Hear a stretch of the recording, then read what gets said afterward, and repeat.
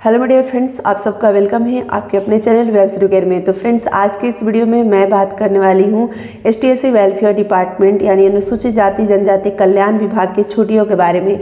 जैसे कि आप सब में से बहुत सारे लोगों का सिलेक्शन हुआ है एसटीएससी वेलफेयर डिपार्टमेंट में, तो आप लोग पूछ रहे थे कि इसमें छुट्टी कैसे मिलता है और छुट्टी का उपभोग हम कैसे कर सकते हैं। फ्रेंड्स, शिक्षा विभाग से इसमें छुट्टी का जो पैटर्न है बिल्कुल अलग है, डिफरेंट है, और उपभोग करने का भी जो तरीका है बिल्कुल अलग है। तो इसमें आपको कैसे छुट्टी मिलती है, कैसे आप घर जा सकते हो छुट्टी में, और मतलब छुट्टी में भी ड्यूटी लगती है तो रोस्टर ड्यूटी वो कैसे लगती है, वो सारी चीज़ों के बारे में मैं बात करूँगी इस वीडियो में। आप में से बहुत सारे लोग बोलते हैं कि दी आप इस विभाग के बारे में बात नहीं करते हो, शिक्षा विभाग में जब से सिलेक्शन हो गया है तो ऐसा बिल्कुल भी नहीं है। इस विभाग के बारे में अलग वीडियो में मैं बात करती हूँ ताकि आप लोग कोई कन्फ्यूज़न नहीं हो, ठीक है। सेपरेट वीडियो में बात करती हूँ। तो फ्रेंड्स, इस वीडियो को ज़्यादा से ज़्यादा ज़रूर शेयर कीजिएगा, क्योंकि जिनका भी इस विभाग में सिलेक्शन हुआ है उनको पहले से पता चल जाएगा कि हाँ इसमें छुट्टी किस प्रकार से मिलता है। क्योंकि बहुत सारे लोग कमेंट्स बाद में फिर से करते हैं बताने के बाद भी, तो आप शेयर कर देंगे तो उन तक जानकारी पहुँच जाएगी, तो वो फिर से ऐसे कमेंट्स नहीं करेंगे कि आप छुट्टी के बारे में बताओ। और छुट्टी के बारे में मैसेज में बताना, कमेंट्स में रिप्लाई करके बताना ये मुश्किल होता है, इसलिए मैंने सोचा कि एक वीडियो में ही आप लोगों को डिटेल्स में अच्छे से बता दूँ। तो ये वीडियो आपके लिए महत्वपूर्ण होने वाली है, इस वीडियो को एंड तक जरूर देखिएगा। तो चलिए फ्रेंड्स, सबसे पहले मैं आपको बता दूं कि 2025 का जो न्यू कैलेंडर है इसके बारे में। 2024 में जो हम लोगों का कैलेंडर था उसमें 65 दिनों का छुट्टी था, लेकिन जो 2025 का भी कैलेंडर आया है इसमें 63 दिन का छुट्टी है, 63 डेज का है। 63 डेज में भी संडे इंक्लूड है, मतलब इसमें संडे भी काउंट करके ये 63 दिन है, ठीक है। इसके बाद फ्रेंड्स, मैं आपको यहाँ बताना चाहूँगी जितनी भी छुट्टियाँ हैं मैं बता दूँ कौन कौन से फेस्टिवल की छुट्टी होती है, फटाफट बता देती हूँ। जैसे गुरु गोविंद सिंह जन्म दिवस का एक दिन का छुट्टी जनवरी में 6 जनवरी को था। संत रविदास जयंती का 12 फरवरी को एक दिन का छुट्टी रहेगा। 100 बारात 14 फरवरी को एक दिन का छुट्टी रहेगा। महाशिवरात्रि का 26 फरवरी को एक दिन का छुट्टी। होली का 3 दिन का छुट्टी 14, 15, 16, जबकि 16 को क्या है संडे है, तो 14, 15 मान लो कि होली का 2 ही दिन का छुट्टी है। पहले हम लोगों को 4 दिन का होली का छुट्टी था, अभी इसमें जो छुट्टी है होली का वो मानो कि 2 दिन का है, बट जो छुट्टी का शेड्यूल जो दिखाया गया है इसमें संख्या वो 3 दिन दिखाया गया है।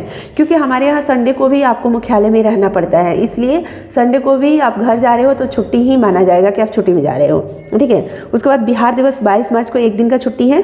और ईद उल फितर ईद का छुट्टी 31 मार्च को एक दिन का है। रामनवमी का 6 अप्रैल को एक दिन का है। डॉक्टर भीमराव अंबेडकर जयंती का 14 अप्रैल को एक दिन का है। बुद्ध पूर्णिमा का 12 मई को एक दिन। ग्रीष्म अवकाश यानी गर्मी की छुट्टी, यानी यहाँ पर देखो एक एक दिन की छुट्टी होती है ना वो बहुत कम होती है। लंबी छुट्टी मतलब आपको यहाँ पर 2 मिलती है गर्मी छुट्टी, एक गर्मी की छुट्टी और एक दुर्गा पूजा से लेकर छठ पूजा तक की छुट्टी होती है। तो पहले मैं गर्मी की छुट्टी की बात कर लेती हूँ। तो गर्मी की छुट्टी यहाँ पर 1 जून से 15 जून तक है, 15 दिन का, जिसमें संडे जो आएगा, जितने भी संडे आएंगे 1 जून से 15 जून तक मैं देख लेती हूँ कितने संडे पड़ रहे हैं। तो यहाँ पर वो सारे मतलब संडे को भी इंक्लूड करके यहाँ पर 15 दिन आपको छुट्टी मिल रहा है। देखो 1 जून से 15 जून तक आप जाओगे ना तो 1, 2, 3 इसमें संडे आएंगे, तो यानी समझो कि गर्मी की जो छुट्टी है 3 संडे को इंक्लूड करके 15 दिन है, ठीक है। उसके बाद मैं आप लोगों को बताना चाहूँगी यहाँ पर गर्मी की छुट्टी के बाद जो नेक्स्ट आपका छुट्टी है मुहर्रम का है एक दिन का 6 जुलाई को। उसके बाद रक्षाबंधन का छुट्टी है 9 अगस्त को एक दिन का। श्री कृष्ण जन्माष्टमी का छुट्टी 16 अगस्त को एक दिन का है। हज़रत मोहम्मद साहब का जन्मदिवस का 5 सितंबर को एक दिन का छुट्टी है। तो ये आपने देख लिया छोटी छोटी छुट्टी। अब मैं आपको बड़ी छुट्टी के बारे में बता रही हूँ, जो दुर्गा पूजा, दीपावली, चित्रगुप्त पूजा, भैया दूजा से लेके छठ पूजा तक, ठीक है। तो दुर्गा पूजा से छठ पूजा तक 29 सितंबर से 28 अक्टूबर तक 30 दिन का छुट्टी है। अब इस 30 दिन में 4-5 जो संडे आएंगे वो भी इंक्लूड करके हैं। सिंपल सी एक लाइन में बातें हैं, संडे इंक्लूड करके ये छुट्टियाँ होती है, क्योंकि हमारे यहाँ संडे को भी ड्यूटी होती है, मतलब मुख्यालय में रहना होता है। ड्यूटी नहीं कि स्कूल में वो 1-2 टीचर जो भी हॉस्टल सुपरिटेंडेंट होते हैं उनका ड्यूटी होता है, नाइट ड्यूटी जिनका होता है उनका होता है। बाकी शिक्षकों को बस मुख्यालय में रहना होता है। अगर जीपीएस फोटो मांगा जाए, वीडियो कॉल है, तो आपको अगर बुलाया जाए विद्यालय में तो जाना है, नहीं तो अपने घर से आप फोटो अगर दे देते हो, बस ये देखा जाता है कि आप मुख्यालय में हो कि नहीं। तो मुख्यालय से अगर आप जा रहे हो बाहर तो वो भी छुट्टी माना जाएगा, इसलिए उस छुट्टी को भी काउंट किया गया है।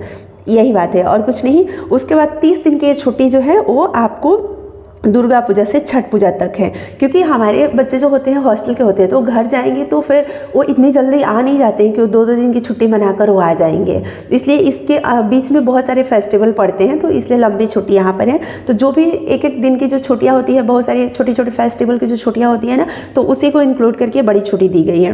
महापरिनिर्वाण दिवस का 6 दिसंबर को छुट्टी होता है, एक दिन का, जो डॉक्टर भीमराव अम्बेडकर जी का होता है। क्रिसमस डे 25 दिसंबर, एक दिन का छुट्टी। टोटल 63 दिन का है, जिसमें जितने भी संडे आ रहे हैं उन संडे को इंक्लूड करके ये 63 दिन का छुट्टी है, ठीक है।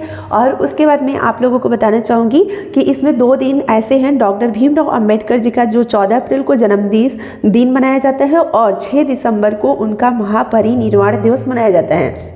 ये दोनों दिन आपको विद्यालय में उपस्थित रहना है, जितने भी शिक्षक शिक्षिकाएं हैं सभी को रहना पड़ता है। और बच्चे सभी धूमधाम से उनका पुण्यतिथि भी और जो जन्मदिन होता है 14 अप्रैल को वो भी मनाते हैं। तो ये 2 दिन आप मानो कि छुट्टी कैलेंडर में दिखाया गया है, बट ये 2 दिन छुट्टी नहीं होता है, आपको विद्यालय में उपस्थित रहना पड़ता है, ठीक है।